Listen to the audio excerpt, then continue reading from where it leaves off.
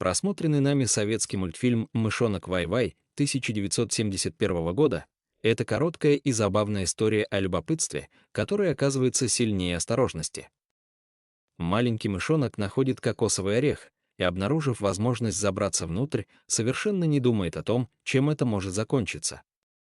Именно его желание получить все сразу становится главным источником комизма и всех последующих неприятностей. Одной из главных мыслей мультфильма становится необходимость вовремя остановиться. Вай-Вай не просто пробует содержимое кокоса, он настолько увлекается едой и питьем, что постепенно забывает о самом важном — выбраться обратно.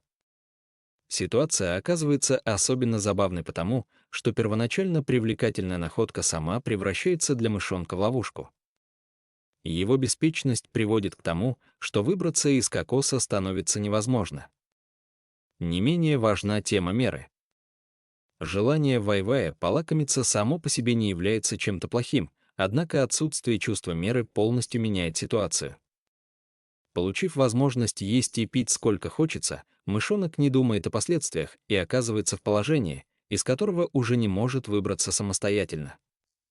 Поэтому мультфильм с юмором показывает простую закономерность: удовольствие, которым пользуются без меры и без осторожности, легко может обернуться неприятностью.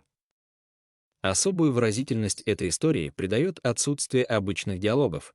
Мультфильм рассказывает о происходящем прежде всего с помощью действия, музыки и поведения героя.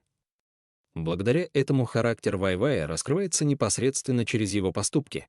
Любопытство, жадность и беспечность становятся понятны без объяснений.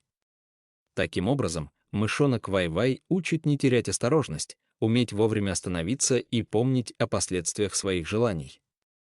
Мультфильм показывает, что даже самая привлекательная возможность может стать причиной неприятностей, если пользоваться ею без меры и не думать о том, что будет дальше.